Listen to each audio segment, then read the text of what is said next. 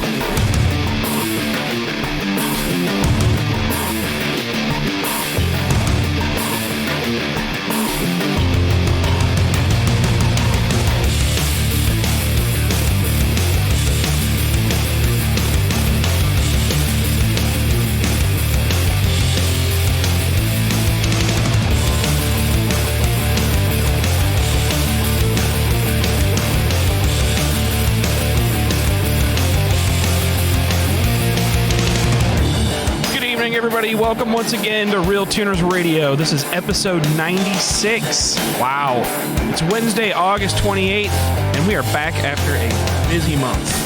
No special guest tonight, just whoever decides to join in.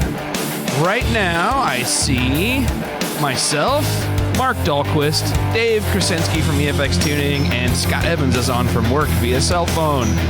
It has been a busy month. We will explain later. But anyway, so tonight, make it pretty simple. Take questions from the audience, try to cover a couple of news topics we want to talk about. So sit down, strap in, put your visor down, and get ready. RealTuners Radio is back online.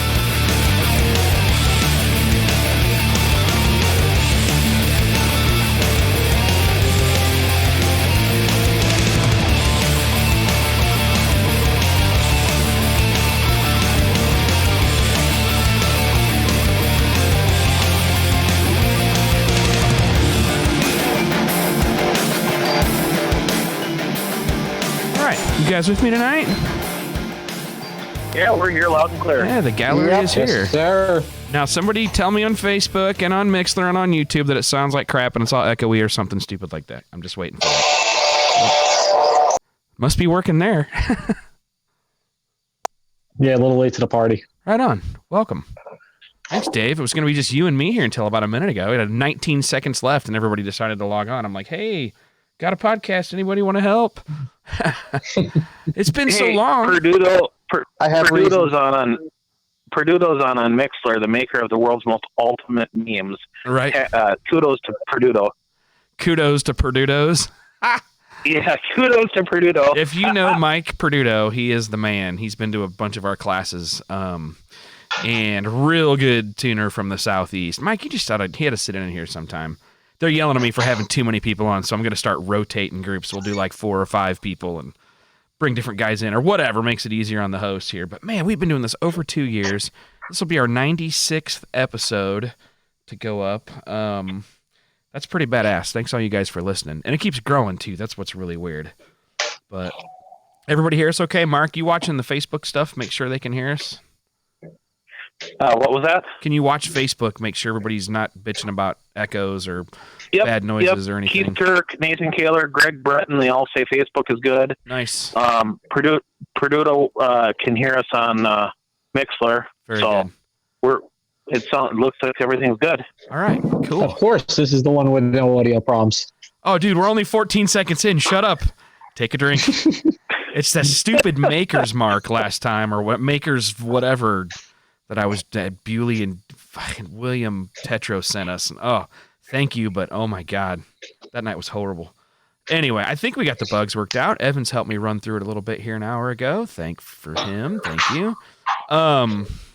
Okay, let's see. Obviously, the big news today, if you have Facebook and you pay attention to cars, the bad news about Jessi Combs crashing the North American Eagle jet streamliner, thrust streamliner, yesterday afternoon in an Oregon desert. Is that right?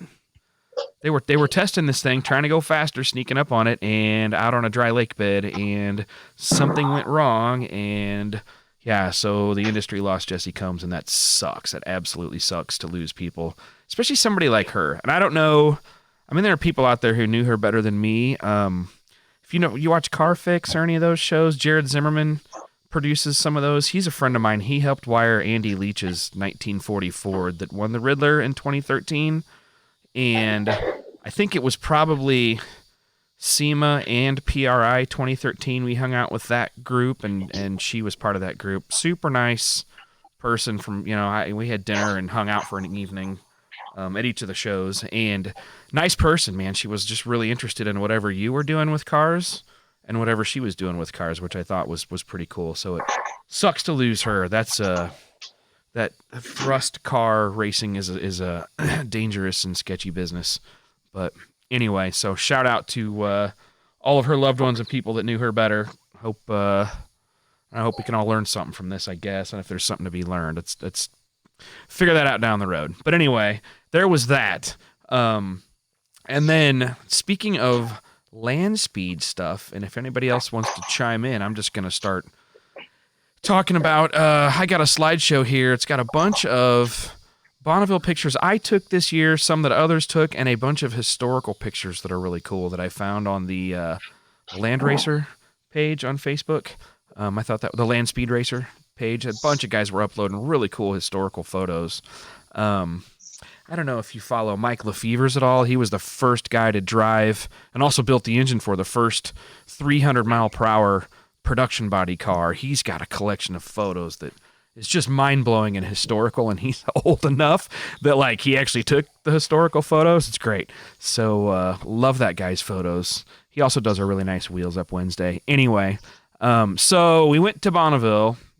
Our first excuse for not having a show was I had to go a couple of days early. I had to skip Outlaw Armageddon the last minute and go work on actually the pictures of the Roadster you see right now out in outside of Denver, Colorado, the Peak Brothers Roadster. This is a really cool, historically cool car. It was on the cover of Hot Rod magazine in 1969. They restored the car, the actual brothers that raced it back then. During that downtime between 71 and now, they went and raced all sorts of nitro-powered dragster stuff. They had a Top Fuel car that Tony Schumacher drove. These guys were building cars and tuning them. Well, they decided to go back to Bonneville and restore this historical car that was theirs, and just an absolutely beautiful piece. Really cool to go hang out with those guys for a couple of days and get the EFI going. They had a 426-inch Keith Black Hemi that Mike Peak had assembled, and that was the one I posted about. I'm like, what do we set the rev limit to? And he's like, ugh, I don't know, 10,000, 9,800? Okay. But it had Hillborn stacks on it. It was legit. It had a Holley Dominator. Had race pack. I had got a bunch of help from Donnie Cummins getting the race pack set up. You are the man, Donnie. He takes what I should take 3 hours to do and just turns it into like 5 minutes for you when he knows you just need to get going. It was really helpful on remote.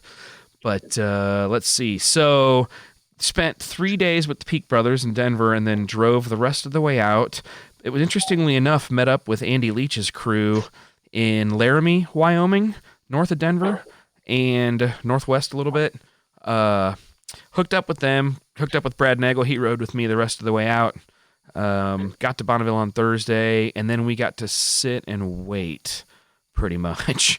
The conditions were crappy. It rained on Thursday night, so the salt was mushy and sketchy.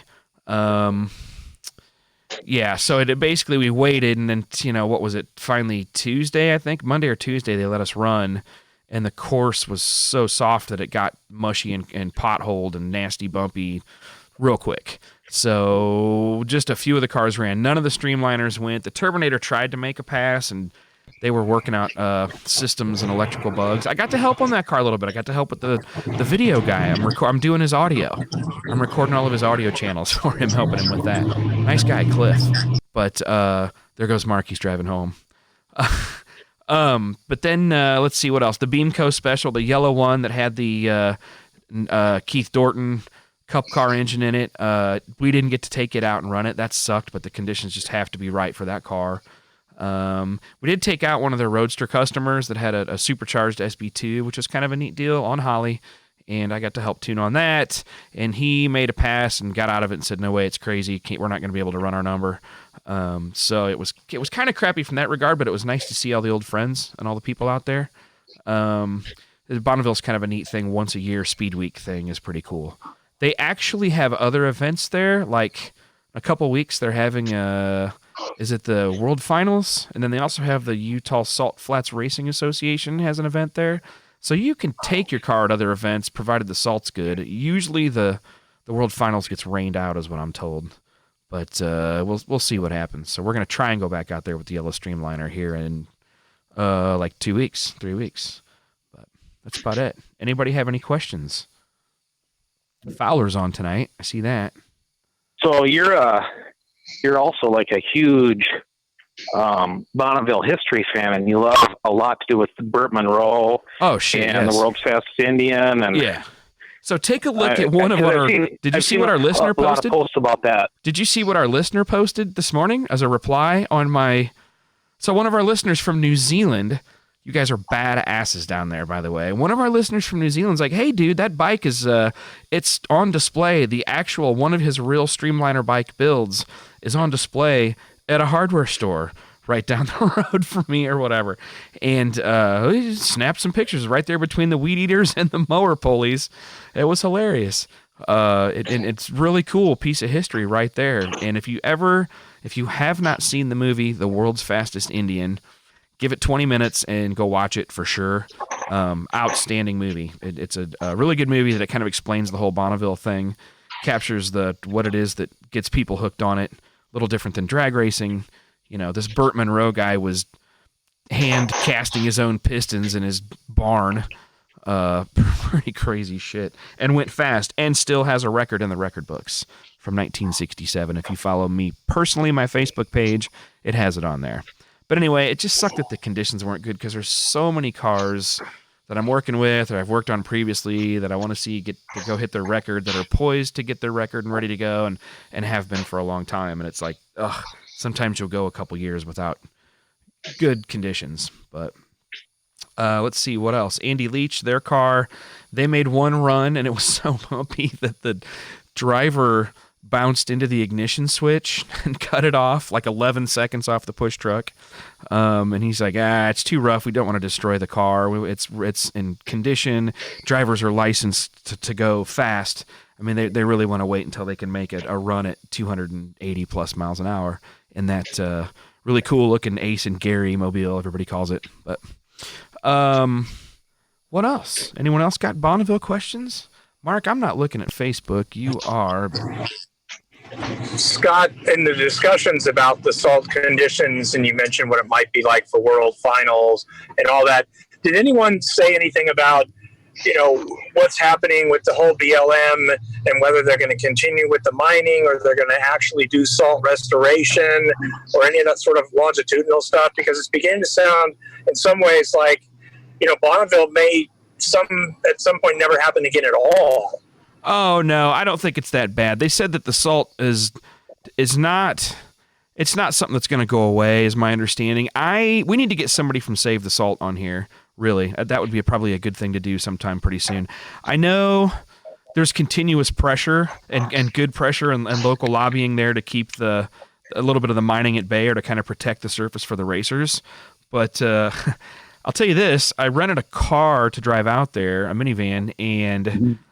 I'm thinking the Save the Salt campaign needs to figure out how to just keep the salt off the cars or like wash it off there. Cause I got a good 40 pounds of salt off the bottom of this car in my driveway.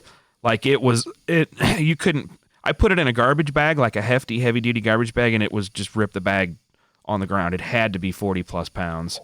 But, anyway, yeah, so I was kind of joking to myself. I'm like, man, I should ship this back. I feel like I'm not doing my duty to save the salt. Or I'm mining.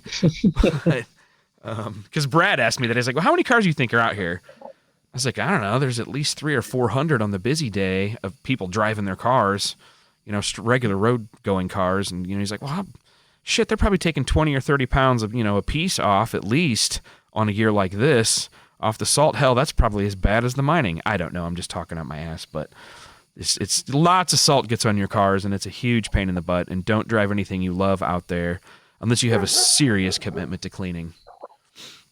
The mining removes approximately 600,000 metric tons per year. So they probably have us beat. Yeah. Yeah, but they return stuff back, right? They return some of the stuff back. That's my understanding. Well, because the mining is no longer for salt. They used to take salt to put on roads. They stopped doing that, but now it's potash is what they're actually getting out of the deposits. Which is used in the smelting of aluminum, for those who wonder what the hell potash is. Bill's sitting there with Google flying. So good it sounded like he just knew that off the top of his head. I knew that off the top of my head. Are you serious? Yes. Oh, okay. but I talked to Randall a lot. Got it. Oh, Randall Burns. You guys know the Silver Buick. Randall Burns is our resident geologist. And currently figuring out how to mine, what is it? Some chemical for batteries. Lithium. Lithium, that's right. So we have to get Randall on here too. He's an interesting dude. But anyway, hey, this weekend, LSX versus the World. You guys know about that race? It's down in Arkansas City, Kansas now. They moved it a little ways out from Wichita. Danny Davis, follow him, LSX versus the World. Huge race. A bunch of my friends are going down to that. So that's going to be wicked cool. Hell, I might even go to that. Who knows? But yeah, shout out to those guys. Everybody headed out to LSX versus the World. And Danny Davis for putting that on. Good shit. What else do we need to shout out to? Here we go. I have a minor shout out, and some people may not think much of this one, but I thought it was sad, but it's that classic story about somebody doing something they love and dying in the process. And today that was Jessi Combs, the woman from Girls Garage and all that, following her passion for land speed racing, getting killed trying to go 619 miles an hour and set that particular record. Was that the number they were shooting for? Was that Kitty, what's her name's record? Yes. I don't remember the name of the woman who holds the record, unfortunately, but I got Google, hold on. Anyway, as long as we're talking about LSR and all that. We actually started with that, and you missed it when you came on. I actually did a little read on it. Oh, sorry about that. No, it's good to talk about it. I think we probably need to talk some things more about it a little later when it's more appropriate timing. It's sad. I just tell people I had met her twice for a little while. She wouldn't remember who I am. We sat there with a friend of mine was a producer on one of her TV shows, but it's a sad deal for sure. Man, just that sucks. Let's see, Kitty.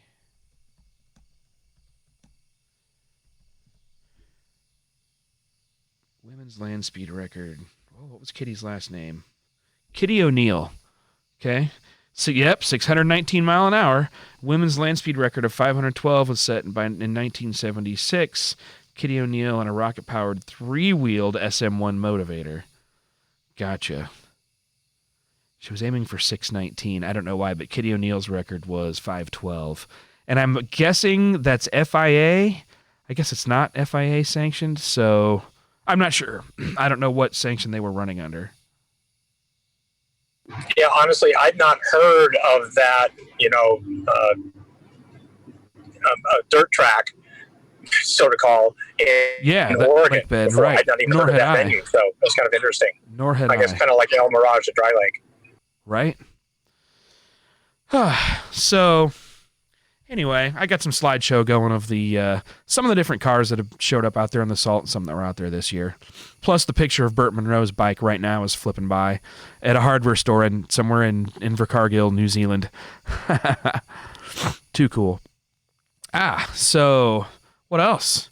We can start talking about tuning stuff. If anybody else been busy with the there's a ton of events going. If you look at RealTuners.com, we've got the calendar, and this last month was busiest part of race season for drag racers. We had a listener wondering if you were going to be doing the Ohio shootout. So they don't do the Ohio Mile anymore, do they?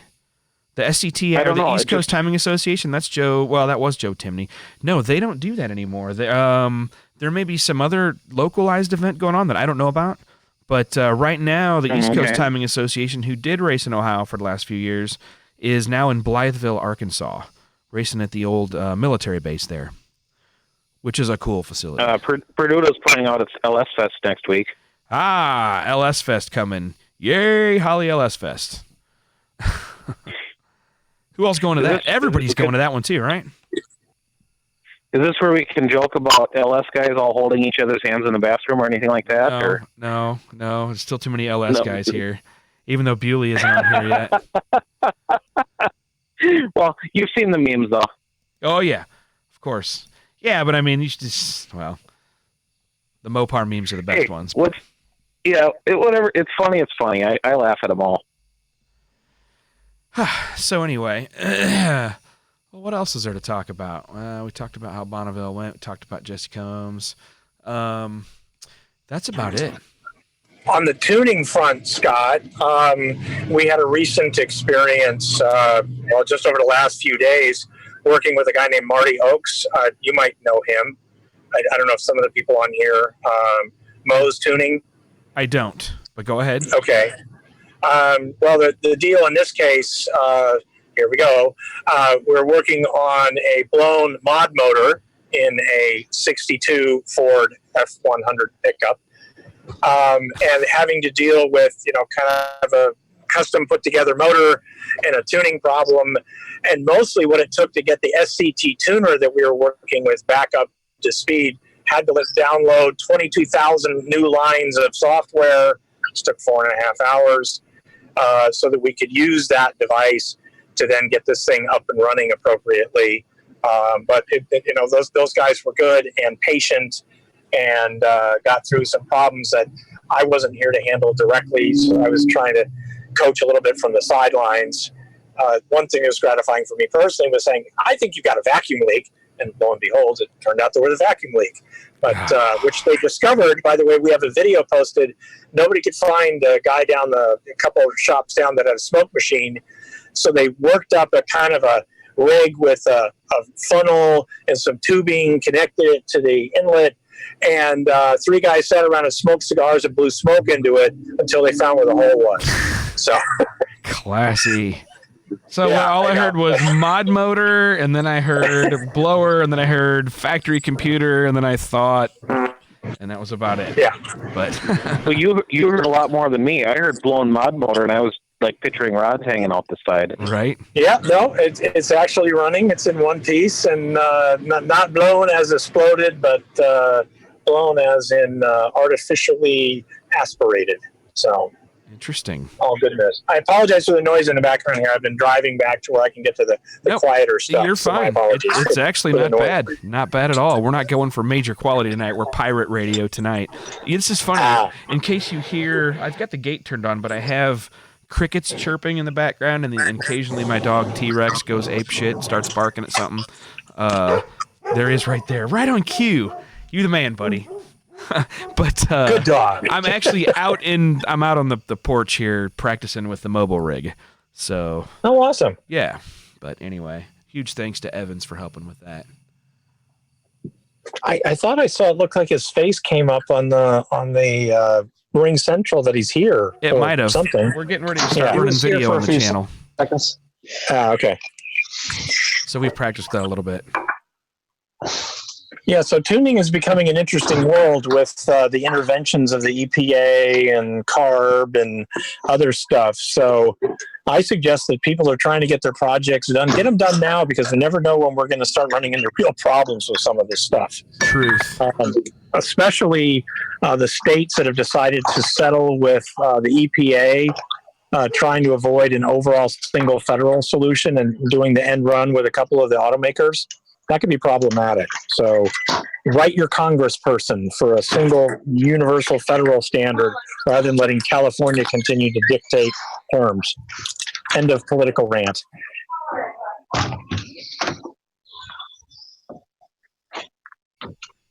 Yeah, anybody want to come forward about their EPA experiences? We know they're starting to happen, right?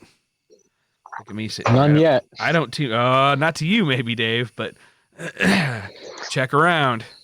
I got out of tuning stock vehicles when that stuff started to come down because I didn't want to have to deal with any of the EPA.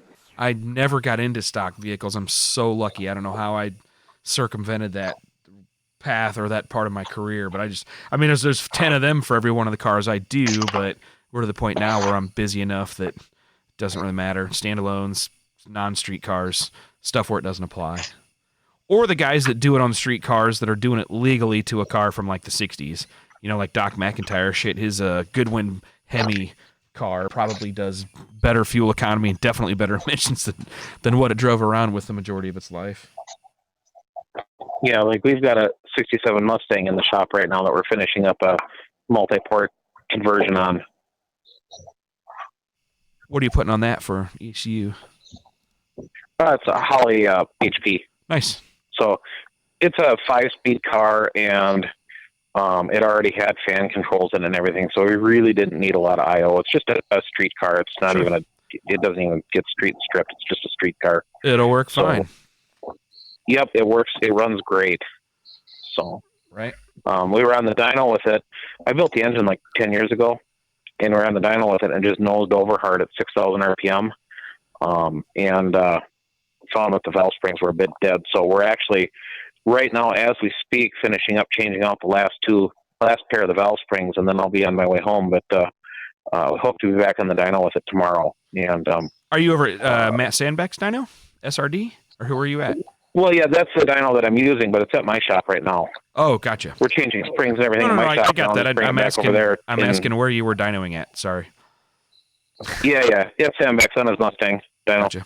Nice. So SRD. we were at How did their season end? Yeah, we were at 466 with the tires with it before it just nosed over. On his all-wheel drive Mustang. Yep. Which is stingy. Yep. It's actually pretty nice. Let's see what else. Who else has questions? Hold on, let's look here. Mixler is quiet. I could probably go look at YouTube, couldn't I? Let's see here. Nick Myers is asking about a plug-and-play harness on a Holly Dominator on a Grand National, Right. or a Turbo Buick. Nick Myers, Stroker 3.8 On the 4L Facebook app? AE with brake. I see it. It's a little intimidating, but man, you can actually pull that off. The 4L80 wiring is real simple. That's 6 or 7 wires. And there's good diagrams from Holly. So if you get, go ahead, Mark. I think you can get the 4L80 harness separate. Okay. Mark is your Holly dealer. Talk to Dahlquist on that. But as far as a Buick goes, I think you can make it work. I'd probably put a different crank trigger than what's on the Buick, and I would probably try to avoid interfacing that the Buick ignition. I mean, I know it's good, but you can put a 36-1 wheel on the crank and get away with LS coil packs and be that much better off. So I like where you're at. apologies to Richard Mayhew, my buddy. Easy with the mod motor jokes. Hey man, I didn't do the more chains than brains joke. But no, that's cool. My buddy Richard's yours is a Coyote. It's a little better mod motor. Let's see. What else we got? Yeah, Nick Myers, give us a call, man. We'll help you guys out. If not, the Dominator would be a good choice. I think the Turbo Buick could run good on that. Why does it say I have 52 comments and I can never see them? Click for more. I did a couple of the Turbo Buicks with Hollies. They work great. You can actually use the stock ignition 6-1 that's on the crank. It's a royal pain in the ass to wire in, but the crank trigger and cam sensor work just fine on it. They work great. So there's two ways to do it, right? So there's that CCCC or C3 C cubed ignition, whatever they call it. That's wasted spark, right? How that works is it looks just like an HEI module, like a computerized HEI module. It's got a reference and a sync, right? So it's got just 2 signal wires between it and the Holly. You can run it that way and tell the Holly that it's dealing with an HEI module, or you can use, I believe you can use the factory crank trigger. I think is it a 3-tooth trigger with a cam sync? It's a single pulse, single fire with a cam sync. Yeah. So it's a 3-tooth on the crank. I like putting an aftermarket wheel on that better for me, a higher resolution wheel. They work great. I've done multiple, zero problems. They run great. They're just fine. Yep. Good. The key is that you have to take the cam sync and you do have to turn it to match what Holly wants to be for the cam sync, which is going to end up at, I don't remember what it was on for the. It's going to be like 100 for the 140 before something. 165 or something like that. Yeah, it's a weird number, but you just have to make it line up with that, and it works great. The way to think about Holly syncing up when you are, and Fuel Tech is this, all of them are this way, that use a single pulse per fire on the crank. So if you have a V6, you have 3 flying magnets or 3 teeth on the crank reluctor wheel. If you have a V8, you'll have 4. Right now, I'm not the biggest fan of low resolution, but they will run good. However, the way to think about these is the cam sync identifies which is the first in the firing order. So basically, right before top dead center, maybe 50 degrees or 60 degrees, you'll have a tooth on the reluctor wheel that's under the crank sensor. You back it up somewhere between that and the next tooth going backwards is where the cam sync needs to be. It tells you that this pulse says that the very next crank tooth is going to be the number 1 in the firing order. That's how that works. That's their logic. Basically, they have to work that way. Yep. Gets a little bit different with missing teeth for these guys. Cool. Okay.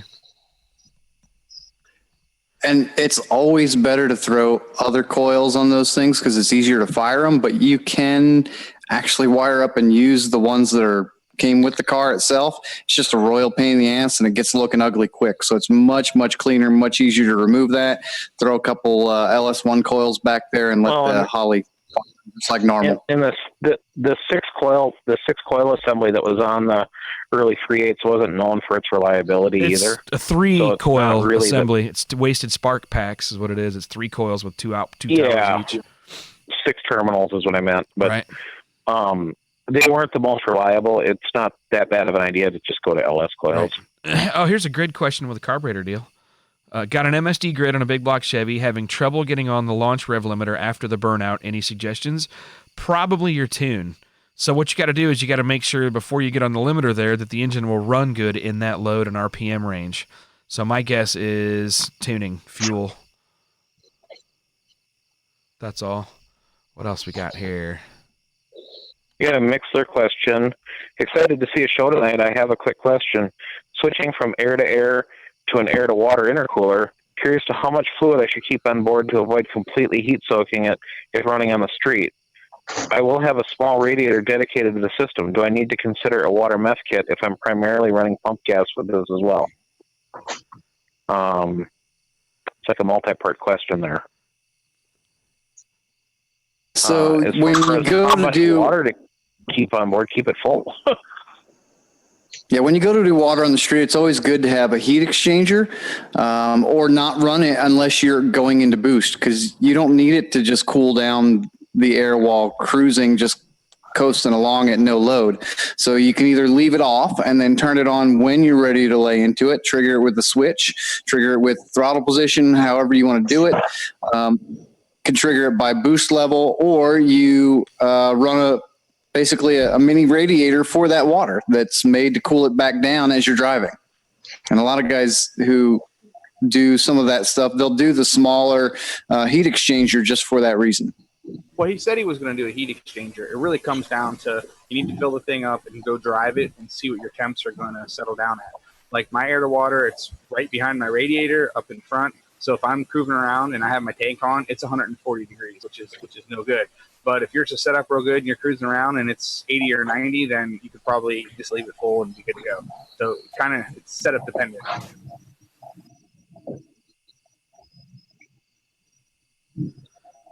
I want to send a shout out to some buddies of mine from Bonneville. I forgot to talk about them too. They actually let me do a little tuning on their car, just a little bit. Troy Langlo. I don't know if you guys remember Arlie Langlo. Troy's his cousin. Arlie used to race an NHRA top fuel dragster occasionally, but Troy is a land speed racer. Dude, those guys, they're hardcore land speed racers. They also race at El Mirage. And he's got the maroon colored 3rd gen Camaro that showed up on my Facebook there, and people really liked that car. We did it's got some big ass ProCharger blower on it with on a big Keith Black Hemi and Holly Dominator they switched to this year, and I helped him a little bit getting going. They had a guy that I helped on the dyno, and then when we got out there in the salt, we put the high altitude tune up on it. But anyway, huge shout out to Troy and his dad and Morgan Langlo, who came out there with them. I think that's his niece. Their whole family is huge into racing of all different types. So it was kind of cool but to be able to tap the keys on that. And God forbid, he's actually going for a record that another former customer of mine holds in a blown gas altered coupe. So pretty badass. That car's got solid 300-mile potential in it. And I think the good news is that it survived its test pass. They took it out and dropped the hammer, and it went kind of fast, and it was sketchy. His dad was driving. Of course, he came back and said, wow, that was fast, but it was sketchy. They weren't close to their number, but when the salt's right, their car has already shown solid capabilities, and I think now it's reliable enough they're going to be able to put up 2 runs above 300. I think it's coming next time we have good conditions. But anyway, shout out to the whole Langlo family. Really fun people to go out there and hang out with on the salt and do work with, and also incredibly hardcore racer family. So, what else do we want to talk about? Rick Tapp, a Wu-Tang war whistle. Really? Do you know Rick? Wu-Tang war whistle. I've known Rick longer than I've known all of you guys. It's kind of funny. Like 25 years. Rick is my Mopar factory ECU guru. So what does Wu-Tang War Whistle mean? Oh, God. So Bill clearly never gets on Sloppy Mechanics or Shitbox Nation. But there's a billion new terms for turbocharger, and more likely Chinese turbocharger, because that's the crowd that likes the low-budget stuff. So, there's a billion names for them, but Wu-Tang War Whistle, that seems like this week's popular one. Nagasaki Noisemakers. What else was there? There's a whole bunch of... Why don't we just cross over with Wu-Tang Dog Whistle then, and then we'll be pretty much perfect. Right. So anyway, trying to get to the YouTube link. Any other questions? I see the comments. I have a question. This goes back to Mark Dahlquist. Mark, you were talking earlier about the engine with the valve springs going flat, and we've had a lot of conversations going back and forth within the RealTuners community recently about diagnosing problems with valve springs on running engines and all of that. Are there other things that our listeners should be doing or thinking about doing to figure out how to test for that? Hey, the engine runs great up to a certain RPM and lays down to determine valve springs versus other problems? Well, really, Scott's the master of finding, valve train issues off of dyno data. But this, like the car I'm dealing with, was very, very obvious. There was a dip. You should have a smooth power curve. There shouldn't be any sharp. Mark built it. It was a giant POS. I'm just kidding. Yeah, I built it. The very obvious POS, problems. Yeah. But it should have a smooth power curve, and there was a dip of about 10 horsepower or so at around 5,600 RPM or something, and then it came back up. And then at 6,000, it just fell off a cliff. And I know that the motor made peak power at 6,500 when I had it on the engine dyno. So, I just immediately went, oh, shit, it needs valve springs. We're done here, So, and then started checking them, and yeah, they're dead. And we're upgrading the valve springs by, 10 or 15. This motor was dynoed in like 2009, 2010, somewhere in there. So these springs have been in it for a while. I don't know how many street miles are on it, but anyway, so the customers, we're done with the EFI conversion. We were just getting it on the dyno, and it just fell on its face. I'm like, oh, well, we're gonna put it back up to where it was. And the way the power curve was looking, it looks like we should be able to make like 480 or 485 at the tires, because it shouldn't just drop off. It should have a nice smooth curve to it. Does that answer your question, Bill? It does, but there's a corollary to it. You talking about me and my installed valve height being incorrect? You're next, Tom. Oh, I was going to stay away from that one. Sorry, but no, that's fine. I was having valve train issues. My car would go to 7,000 and just lay over like it hit a limiter. It just stay there and not do nothing. Yeah, they just drop off a cliff.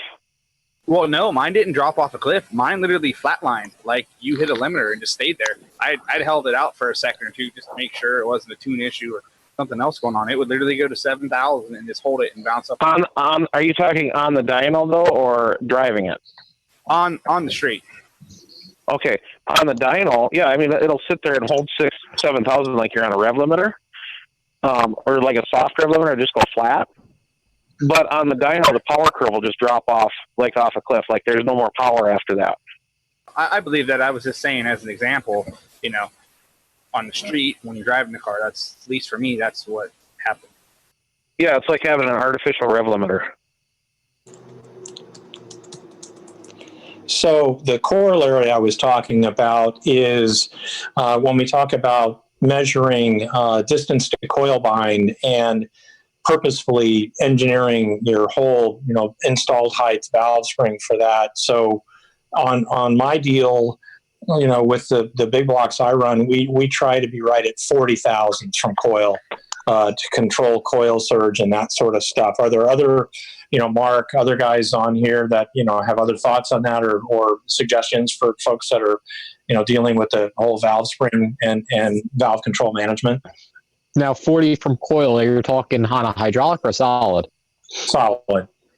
Okay. Where do you like to see it on hydraulic?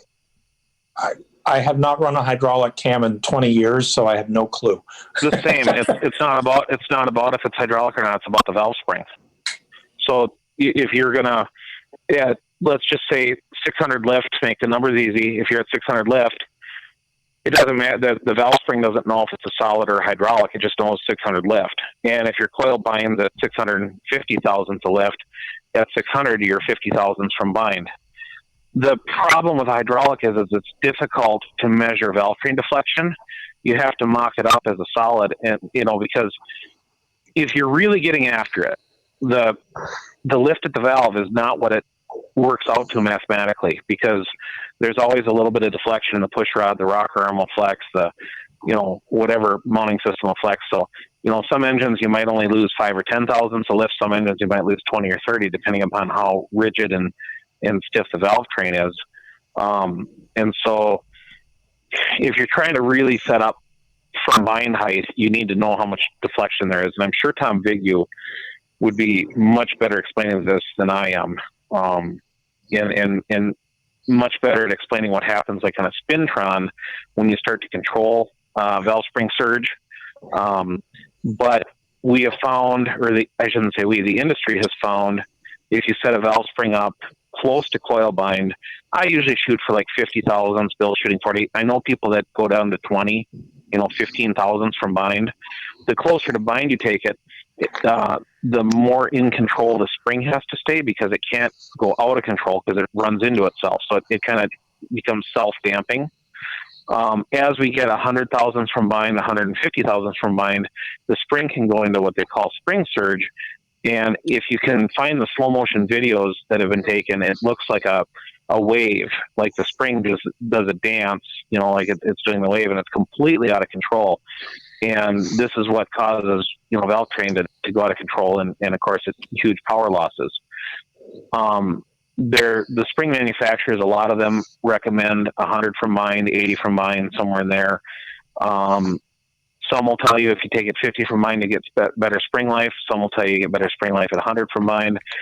There's multiple theories out. I run most of my stuff, 50 from bind, 60 from bind. I try not to ever go over 100. That would be like the high side. The reason I ask is because most of our, our more, I guess, max effort street stuff, we're typically 70 from bind. Yeah. Yeah. Was that Tom there, or who's that? That's Dave Krasinski. Dave.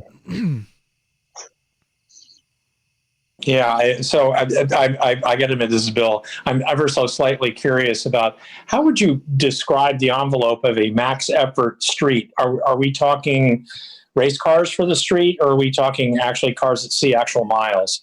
And actual miles. Okay. I'm one of the stock ECU guys, like Scott was talking about earlier.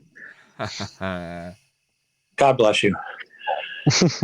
In the nice sense, not in the southern bless his heart sense. Right. By the way. Oh, woe is me. Should have been a dentist. Right. I just want to add one thing to the valve spring conversation, because I heard the words depending on life expectancy of the springs, which if this is a vehicle that is not a daily driver, then there is no life expectancy on the springs. If you're using it for racing, expect to change them. That's the deal. Dude, they're changing springs every pull on a pro stock motor. 30,000 miles. Yeah. Change the valve spring to an aftermarket spring with an aftermarket cam with an aggressive lobe. Expect to change them often. Don't wait for it to break. Do it a long time before it breaks. I spent all day yesterday on a engine dyno tune with a NHRA Pro Stock 500 incher, and it pretty much checked springs every pull and start replacing springs every 2 pulls. Every how many pulls? Every 2 pulls, we'd start replacing springs. Every 2 pulls. Wow. It was nuts. But anyway, so, yeah, that's about that. Valve train stuff is a huge pain in the ass on naturally aspirated engines. We'll just leave it at that. It's not that it isn't a pain in the ass. I think it can be a pain in the ass on, blown stuff too. It's just, depending upon the type of, power adder, you've got, completely different circumstances. And I think this is where, John Bewley and his work with Billy Godbold has been really fascinating around the hydraulic cams and the other stuff, is finding out just what the cam needs to be and what the cam doesn't need to be compared to the other applications in a turbo versus, say, a Pro Charger, or some other centrifugal blower, or God knows, a nitrous car. So we've got, there's things have evolved, continued to, like everything, evolve more and more rapidly. And the science behind it's completely fascinating, and it ties back to all that stuff. I mean, our things we're doing now, we've been doing for a number of years. So, for example, I know I've got my push rod right. I've got some other things right because we actually want a small witness mark on the push rod because we're actually letting the push rod lay against the cylinder head a little bit, controlling push rod motion. So, and I don't know if anybody else does that, but that's what I learned, at the feet of the guys that run these trophy truck motors, and how they keep them living at, wide open throttle for 1,000 miles. Mark, do you guys look at that stuff at all, or is that just silly for your applications? No, ideally the push rod should have, I like to see like 5 thousandths of clearance to the head. And then if the push rod does start to do the dance, the head will dampen it. It'll act like a damper. If I can, throughout the lift curve, if I can slide a sheet of paper in between the push rod and the head, I'm happy. And yes, you will see witness marks after it's been run. So bear with the noise. I'm climbing in my car to drive home right now. Something's not happy with the... Hey, Scott, I'm seeing this Hemi Roadster going by in the pictures. Is that running the Kinsler Black Claw? No. Individual runner stuff, or what it's running what is that? Hilborn's individual runner stuff converted to EFI. Okay, interesting. Yep. Ran good, too. I tell you, if you do, it's one of those that responds well with the... if you use the feeler gauge to adjust the throttles when they're closed. And those, it's kind of archaic that you basically bend them, but those things worked really good, and that thing ran really nice. So very happy with that. Unfortunately, we didn't get to race it, but the conditions weren't great anyway. I wouldn't want to see him take it out and beat the shit out of it. It was a really nice car. They need to wait until the conditions are good. So, and it's the blue number 87 Peak Brothers Roadster that had the SB2 in it. No, that one was black and it had the tonneau cover on it. That one had the SB2 with a supercharger. With a Vortec blower. And then there's this 534 car, Hot Rod Hoodlums or whatever. God, there's some. I don't know who took these pictures, but they're like Wes Allison quality pictures. Must just not amazing. Be Maybe those aren't mine. I don't know. I have to watch it go by. I'm a little out of sync because I'm about 30 seconds ahead of the rest of the world here. Yeah, I'm on the RealTuners Facebook for the pictures. So it's just, God, there's some great photos and some amazing cars, and I'm just disgusted with myself for never having been to Bonneville. The shame. You got to get out there. It's a bucket list thing. Yeah. It's a bucket list. Yeah, but I'm practically dead. I got to get there soon. Say your bucket's around the corner, man. You better hurry up. But this year was not a good one. You didn't miss much other than there was a lot of neat cars to see. But yeah, I'm impressed with the people that drive their hot rods. I mean, our pal Mike Swan was out there with Stanley hanging out in the pits. And looking at all the people that drove their legit rods out on the salt, and it's like, are we going to ever see those cars again, or are they just going to go home and disintegrate? They'd sit with a lawn sprinkler on them for a week, and they might come around. But man, you really gotta fight the salt after that. This poor this rental car I was driving, it was a minivan that had the automatic up and down windows and the doors that you push a button and the sliding doors on both sides would open up, like. Both sliding doors and one of the windows started fucking up before the end of the week. The door would close and then open itself and then close again and just keep going back and forth until you grabbed it and yanked it shut. And then the window, you'd do it automatic down, it would go down and then come back up. Now, of course, you signed the disclosure that said that, yes, I acknowledge that I'm driving the car on the salt and I'll be fully responsible for everything that happened. No. Didn't do that. And rented that car 1,800 miles away from the salt. I cleaned it off good. I took care of it. I did clean it off when I was done. And I also had put down, this is the trick on the salt, especially for crappy years, go get a roll of drop cloth, plastic or whatever, relatively thick. Get the 3-foot wide roll, and duct tape and tape down all that stuff on the carpet on your floor of your car.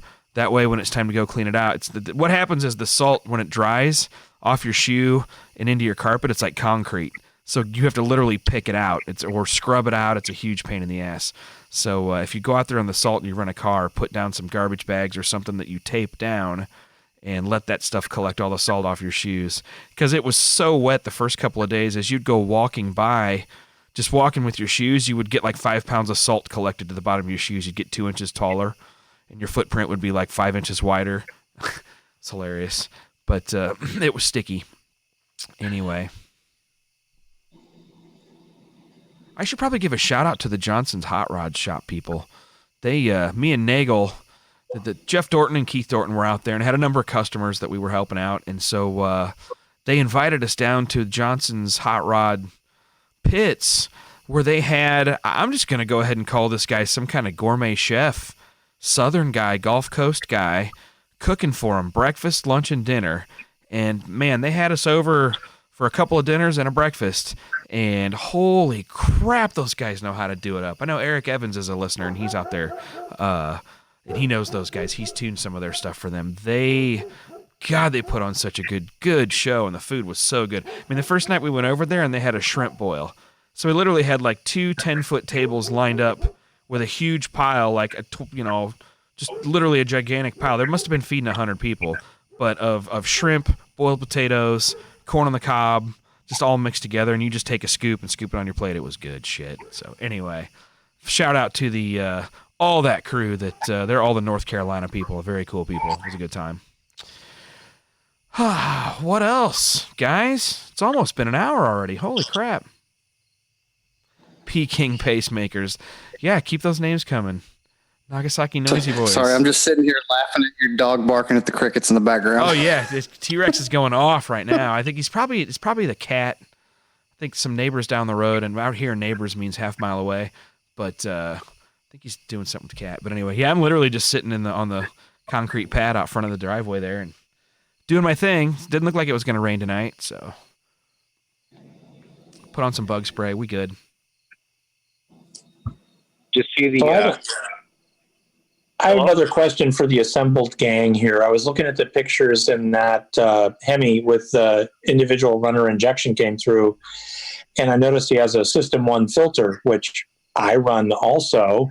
Any of the assembled experts on here have differing opinions on what kind of oil filters to run on race cars / street cars or land speed cars? Not a System 1. Okay, why, Mark? They don't filter well enough.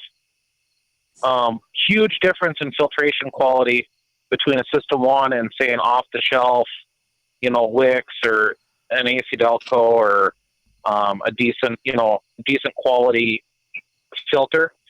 The System 1 anything is screen. Anything What's but that? the Fram. I said anything other than Fram. Anything other than Fram, yes. We tried System 1s, and they're fine on a car that gets frequent oil changes. But on something like a street car or something that gets driven in an environment like a dirt car, you'll start to see a lot of bore wear, a lot of bearing wear, and that's with something that gets oil changed every 3 nights. And as soon as we went back to a standard media filter, all of those issues went away. So I know, I just went away from them. It's kind of cool on the dyno to take the filter apart and, oh, look, I found a hair.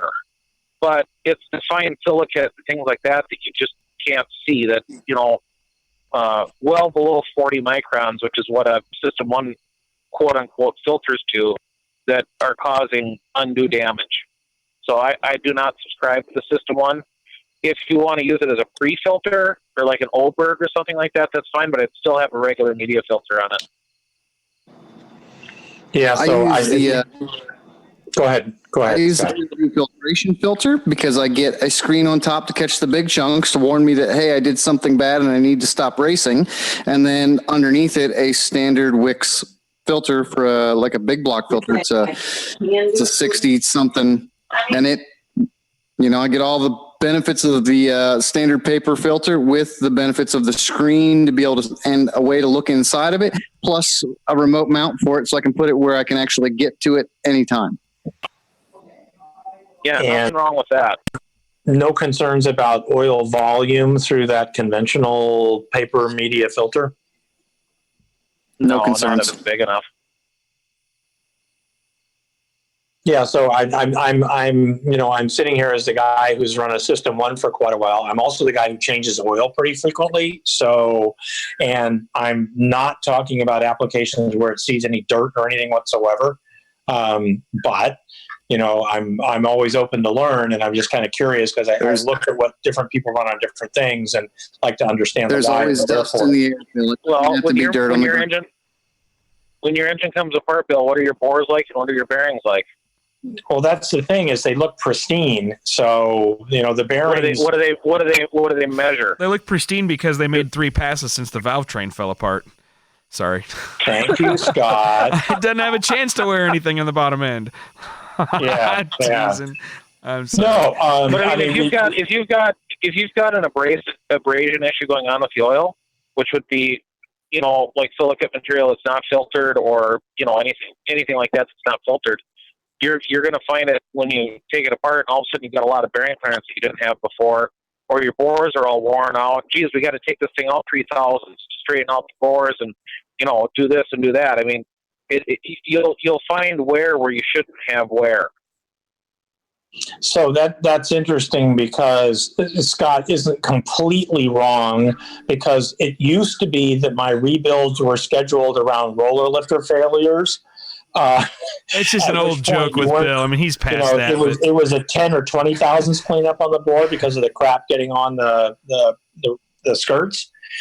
But the bearings we were able to reuse the same bearing specification because they might have moved a tenth or something like that. And when I say a tenth, I'm talking 1/10,000th of a on that. So yeah, I know what a tenth is. I know Mark, but everybody in the audience might not. So. But anyway, at that point, you're not seeing any bearing wear, so then your filter's doing a good enough job. Yeah, and that was kind of my curiosity, and then seeing Scott's install with the view, what do they call that thing? The C-View filter, Clearview, yeah, and then that you can have the Clearview with conventional media filter under it. That's pretty attractive. So. For another $480 or whatever it is, but the standard Wix, like a 51060, which is just the big filter that Wix makes. It's one of the bigger ones. Yep. So no concerns over volume gone through it. It's plenty of filter for oil to pass through, and they give you a 12A in and out of the device itself. So. Mm-hmm. Okay, so I will ask my last oiling system related question, which is I've been trying to figure out how to integrate all that with the Peterson pre-lube deal that I have for my remote oil filter install. I think I got this figured out so I can run a Clearview with that, with either a System 1 or a conventional media. But I must admit, I'm really addicted to anytime the car sits for more than a week, I run the pre-lube and bring the oil up to pressure. It'll do 40 pounds off of the drill. And then I feel much more comfortable starting it up at that point because I know there's oil everywhere. Does that make sense to people, or am I kidding myself? Nope, it's all good to pre-lube. Yeah, that's always a good practice. I'm not saying everybody does it, but it's excellent practice. I did a marine motor with the Peterson remote pre-luber so that, if the boat sat for a week or 2 or a month, they could come on with a drill and pump it up. And we actually started talking about putting a electric motor on it which you could just hit a switch on the console and turn it on and pre-lube it with an electric motor. That's a cool idea. Especially what for else. that kind of application. I noticed the Dorton's guys, all the SB2s and all the different cup carb engines they had out there, it was a requirement to heat and circulate fluids before you start it. So it's kind of neat. You start the cars up and they're all like 150, 160 degrees, like ready to go. Mm-hmm. So, and they were like, oh, don't even think about starting this without heating it up. You know, it was like, okay, that's the procedure. Cool. Yeah, all of the higher end stuff that I do has got either oil heaters or a combination of oil and block heaters in them. Right. These guys had both. It's better for it. Could you just put an accumulator on it and do the same thing? And just fill it up with your accumulator before you start it? Yep, same thing. I think you could, but if you're trying to heat it, you want to circulate it and some give a chance to give all the metal in the motor a chance to get up to temperature. But. Right. Yeah, there's an interesting dichotomy when you get into oil and oil viscosity for application, because in a quarter mile or an eighth mile drag race, the oil, generally speaking, is cold as ice unless you've done something to deal with it. And oil viscosity is typically measured at 212 degrees. So what your oil is doing and what you think your oil is doing may be two different things. And well, actually, it's measured at 40 degrees or 37 degrees or whatever, and 212 for conventional, and I think 5 degrees and 212 for synthetic. Synthetic has a different standard than conventional as to how they measure it. But that's why you see the ultra lightweight oils in drag racing. Is if you monitor your oil temperature, you'll want to throw up, because you're going up to the line and you got like 120 degrees oil temp, and you're going to do a 7,000, 8,000 RPM burnout, Hey, we interrupt this incredibly boring discussion to say shout out to Ron Sizik, who just logged into the Facebook chat. Sorry, Ron Sizik is the driver for the car that it's actually his car that Andy Leach and crew built at Cal Automotive Creations, the car you've seen at Bonneville that everybody Googles over. But anyway, just saw Ron joined in. I thought it was cool. Go ahead back to your oil discussion. Technology incredibly boring, Scott, because you don't give a shit. For us tuners, yeah, we're like whatever. It's just like there's finally a conversation I find interesting, and Scott goes, "Sorry to interrupt this incredibly boring discussion." I'm like, "Son of a bitch, I fail again." It's so monotone. No, it's all right, man. It's bottom end stuff. Us tuners are like, as long as the shit don't seize up while we're working on it, do whatever. Yeah. So Mark, you're right on the money. Figures. Because Scott got oil on his fingers once, and it was like, "What are we doing? What are we doing?" Right? That's the truth. Give me a wet nap. What's going on here? Yeah. Tuners. I still wish I'd taken a picture of you changing spark plugs on Larson's truck in Oklahoma in 2012. There's no, that was 14. That was okay. Under, 14, whatever. Right. I'm that old. Was, I forget. That was under Larry Larson's truck, and there was somebody made a meme like, shit's bad when Clark is changing spark plugs. I got that picture somewhere. That was the best. Right. It's bad. Clark is underneath the car. Well, that was literally like, you grab this bank of plugs, I'll grab that bank. We had like 15 minutes to get Larry's truck converted over from street mode with a trailer to making a pass at Thunder Valley. Interesting stuff. We got there. Yes. I ended up holding his street shows in my hand, standing there in the starting line, waiting for him to make that lap. Hilarious. And I'm like, what the fuck am I doing here? I'm holding somebody's shoes. Right? That was the week where no work happened in my shop whatsoever, because I followed drag week start to finish all day, every day. And Larry kept me at the edge of my seat, because I was like, is he going to make it to the track? What happened? No, the alternator died. Crap! Yeah. It's fun stuff to follow. Those were some interesting years. It'll last really awesome. I could not get away from the suspense of that week. Doc McIntyre and Jeff McConnell are headed back to drag week up in New England this year to see if they can. Really? They're going to see if they can take advantage of that good air. See, and I think a dream would be to run 8s or 7s all week long. Yeah, 7s all week long. Doc had posted he was changing torque converters the last I saw. Yeah, that's what they're working on. They're also putting a barometric pressure sensor in. they can kind of deal with the. Ooh. Well, they want to keep their good tune they got here, but they want to, let it scale and do whatever it needs to do for the different pressure altitudes and that they're going to see out there at the event here in a couple weeks. So, it's everybody getting ready for Drag Week. Fancy. So I just saw an interesting little, speaking of nothing you would ever talk about here, of course, Mark Rios posted, yeah, I'm a drag guy, but I shipped my first drift engine to France last week. 270 Fahrenheit and 3 minutes of drifting with an oil cooler. Would have never guessed. Yeah, this oil stuff is impotent. It's important. It's not exciting. I used to do a lot of 2-barrel dirt track car engines, and keeping the oil under 300 was always the goal. Yes, that's what I said, under 300. Yeah. And I used to put in the largest aluminum oil pan I could find because it was more effective at pulling heat out of oil than even a large, like a C-Trab type oil cooler. The aluminum oil pan was worth its weight in gold, literally. For oil temps.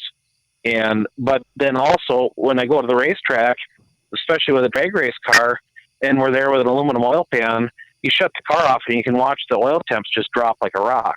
So that's where having a ballistic blanket or a diaper can pay its way is to help keep your oil warm. That's interesting.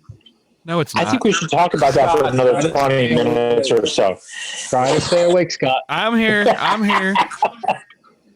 I'm still here. So, Scott, what do you have to do to the tune to work around proper oil temperature? Because Pro Stocks typically pull up the line. They've got the oil down. They're trying to keep the oil at, 170, 180, and the engine as cold as possible. The engine's like 50 degrees when we That's start. right next to the vacuum leak button. Right. Yeah, Exactly. but they've also got like a 0W0 in it, Bill. Yeah. So, it's not... River, he doesn't heat the oil, but he does chill the motor. He chills the motor. Right. They chill it down. He doesn't heat the oil, really? No, It's built loose enough he doesn't have to do that. I don't think the Elite guys were doing it either, come to think of it. But anywho. Once they went to like a lot of them just use like a 0.0. It's like water. Hey, do we have the ability to post like polls on the site, like on Facebook or Mixler or something? Polls. We could do real-time polls next week if you wanted. I know how to do that. Oh, that'd be cool because I'd like to do one, Erica Ender's threat or menace.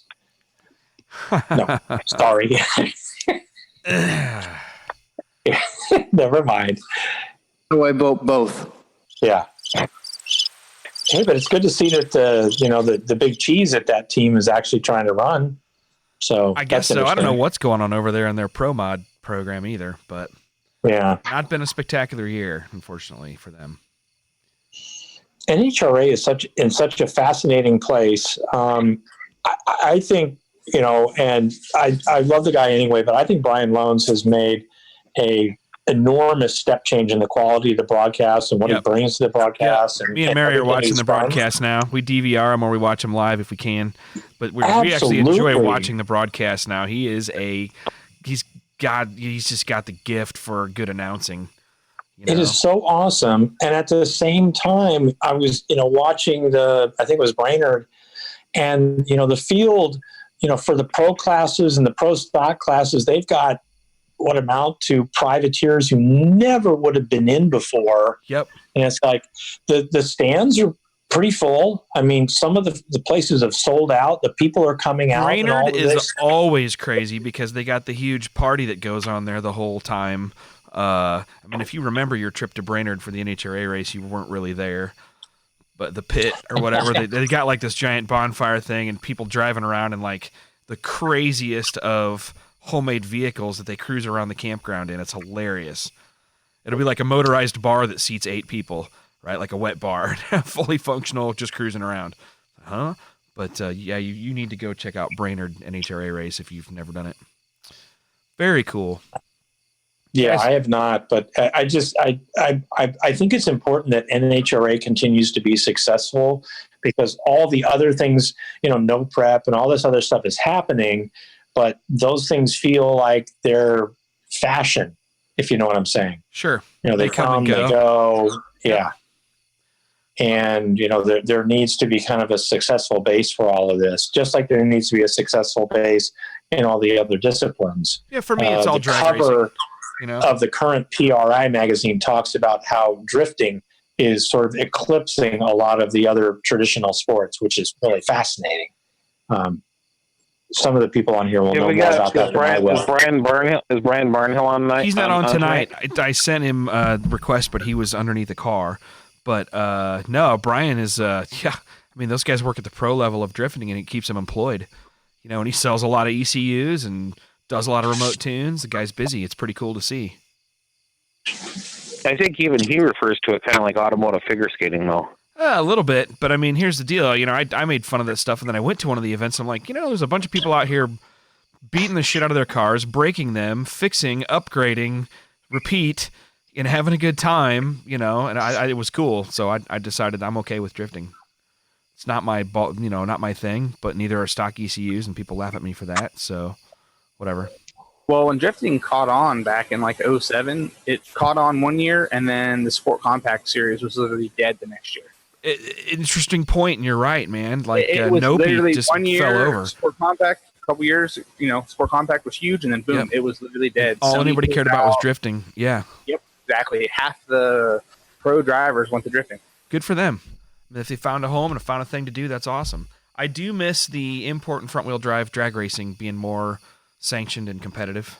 But I agree. Everything that we're doing now came from the Sport Compact stuff from 10, 12 years ago. As far as you're what you're doing, yes. What I'm doing, which, most of the no prep guys, all the turbo stuff, all the aftermarket ECUs. I was going to say, you're kind of right. The crowd that did adopt the aftermarket ECUs a lot quicker was the import crowd. They were better at it quicker than the domestic drag racer crowd. That's interesting. They were 5 or 6 years ahead. I would agree with that. I'm going to solder a resistor in my 5.0 Mustang. Right? We've all had to do that. Back when the mass airflow first came out in the 5.0 Mustangs, I think people were trying to there was a resistor or something that soldered in that to trick the ECU into changing the timing or the fueling or whatever. I don't remember. This was a long time ago. Right.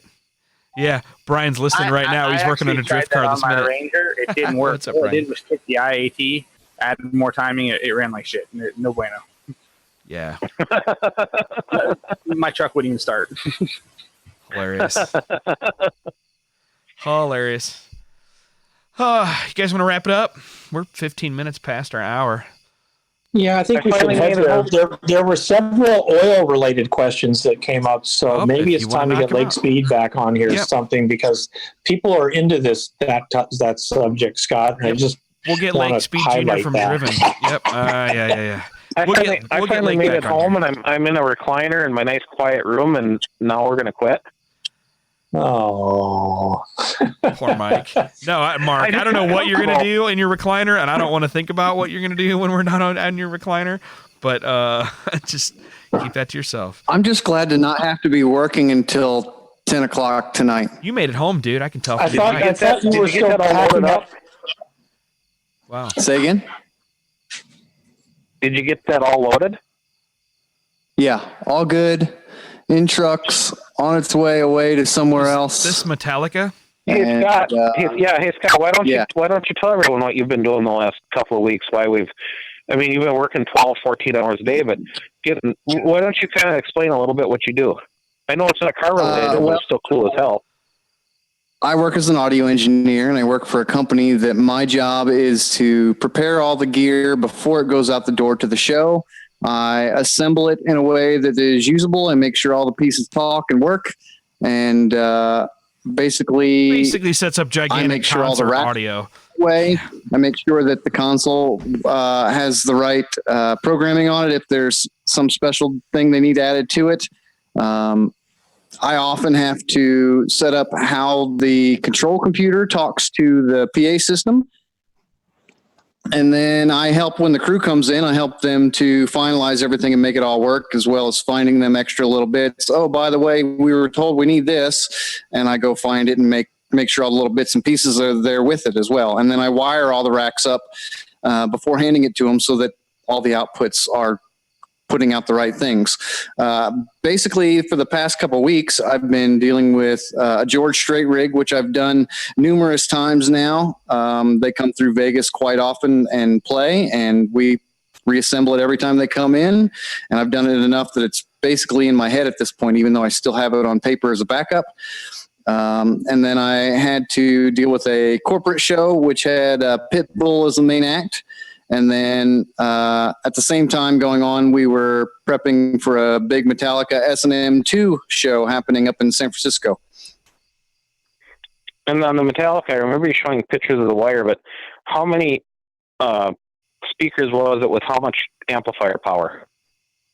Did you ever add I don't that know up? the amplifier power off the top of my head, but we were using a bunch of Meyer-powered speakers, and we were using 120 Lion speakers and 80 Leopard speakers and 30 1100 series subs. So that's like Somebody 88 gigawatts. Yeah, 1.21 It's a lot. gigawatts. 1.21 gigawatts. Yeah, they're doing it in the round up there, and it's a lot of speakers and a lot of stuff. And Big Mick, the front of house engineer, mixes loud. So, you need a lot of speakers to be able to mix loud. Right. Lovely. That's badass, dude. I always love hearing those stories. It's like, who's he working for this week? Smashing Pumpkins. Celine Dion. So, all right. Well, thank you again, everybody. Thanks for the help earlier to get us going, Evans. Everything was pretty solid tonight, I think. Other than Dahlquist had some scratchy noises, but other than that, I think everything's good to go. Stick around, you guys. I'm on my phone. That was me. Yeah. Stick around. We'll chat with you guys in a minute. I'll bring you offline here.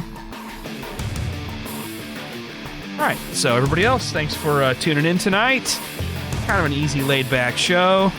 Again, just kind of send a shout-out to Danny Davis. He's getting ready for LSX versus the World coming up. Sad to hear about the passing of Jessi Combs. May she rest in peace. Everybody else, have a good week. We will try to hook it up again next week with a guest. Take care.